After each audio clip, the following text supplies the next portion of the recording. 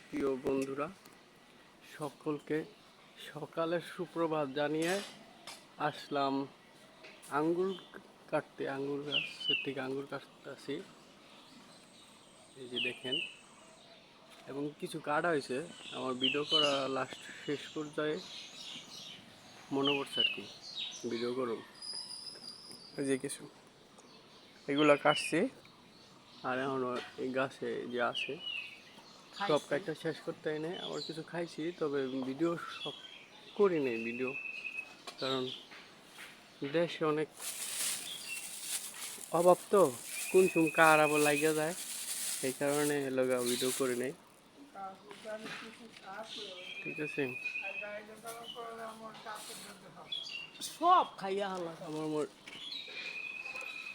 Clear দেখা যায় video.